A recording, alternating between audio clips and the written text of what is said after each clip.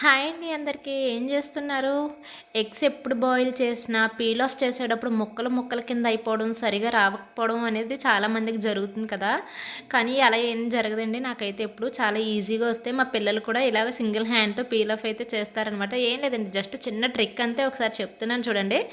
First of all ఏంటంటే, మనం eggs ఏవైతే ఉడకపెడతామో అవి బ్రేక్ లేకుండా చూసుకోవాలి. బ్రేక్ ఉన్నవి అవి ఖచ్చితంగా చేదడం, తుమ్మడం ఇలాంటివి జరుగుతూనే ఉంటాయి. సో మనం ఏంటంటే, ఒక గిన్నెలోకి వాటర్ తీసుకోవాలి ఫస్ట్. అందులోని కొంచెం కళ్ళుప్పు వేసేయాలి. కళ్ళుప్పు వేసి మనం ఎన్ని ఎగ్స్ అయితే బాయిల్ చేయాలనుకో అన్ని ఎగ్స్ వేసేయాలి. ఎగ్స్ ములిగేలాగా వాటర్ వేయాలి.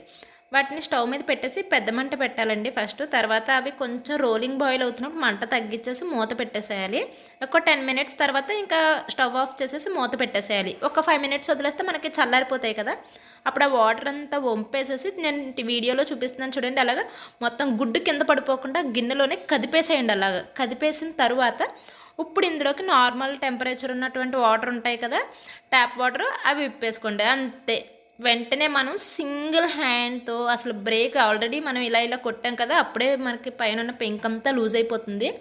చాలా ఈజీగా అంటే ఈజీగా వచ్చేస్తుంది. ఒకసారి ఎగ్స్ బాయిల్ చేసినప్పుడు మీరు ఇలా ట్రై చేసి నాకు కమెంట్ కూడా చేయండి, మీకు వర్కౌట్ అయిందా లేదండి. ఓకేనా? వీడియో నచ్చితే సబ్స్క్రైబ్ ప్లీజ్.